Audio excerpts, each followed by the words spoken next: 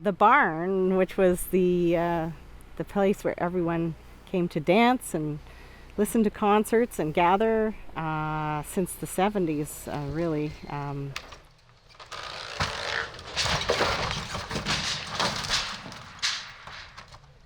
Yeah, the barn has come down. It was time, and the Mennonites are repurposing it for another barn in Deborah.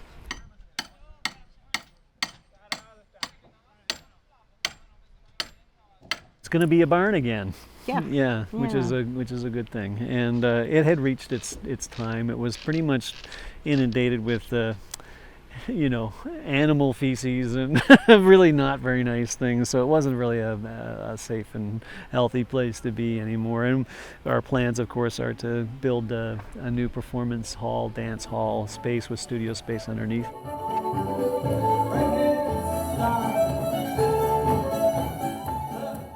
That's going to be called Dan's Hall after our wonderful Dan Gorno, who passed away a number of years ago, the heart and soul of AlgomaTrad.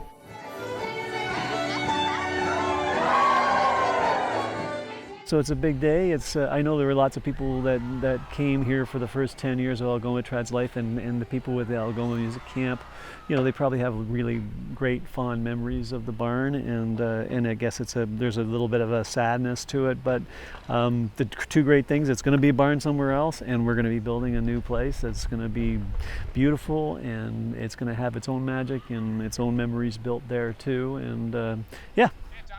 1, 2, 3, go.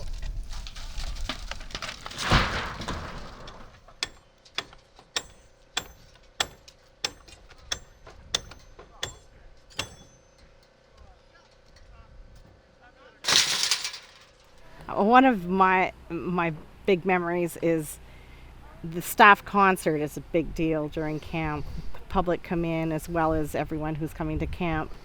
Everyone had just gathered in the barn. It was full, and thunder and lightning happened.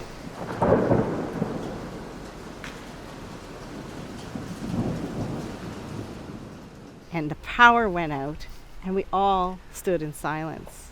And the roar of the rain on the roof, on the tin roof, like you couldn't do anything or say anything or play any music. I think maybe some bagpiping might have happened at that point. And then 5 or 10 minutes later, a double rainbow came out, and it was just phenomenal. And the concert went on, and it was a beautiful moment. Yeah, that's a good moment. Yeah, it sure was. And I just the dances, the late night dances in the barn. I think that's part of and those were, the great thing about Dan Gorno was that he would, even when he was dealing with cancer, if the young people wanted to dance all night, he'd be there with them, calling dances for them, and they'd dance.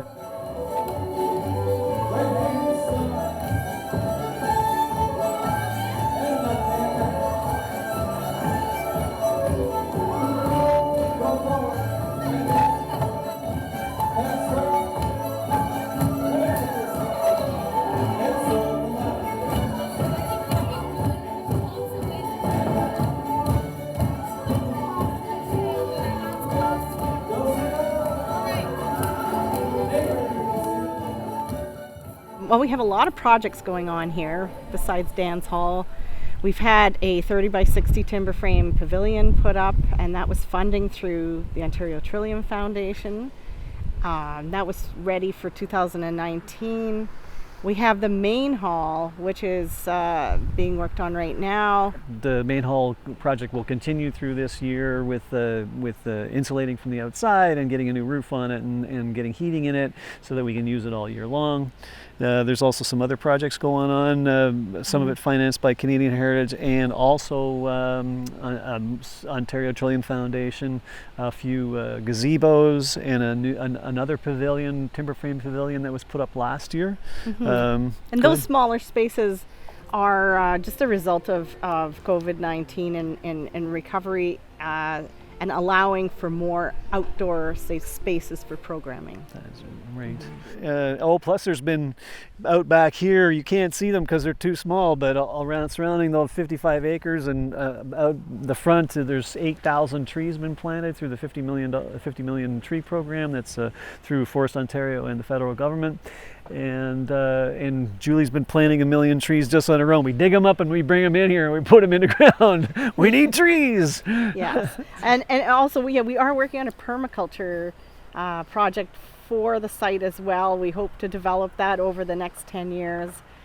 Just create a beautiful place and welcoming space and an accessible space for people to come. And we should also say that we have been awarded $2 million from Canadian Heritage and $1 million from NOHFC and $500,000 from FedNor and $400,000 from our own amazing supporters over the last few years. It's just been wonderful.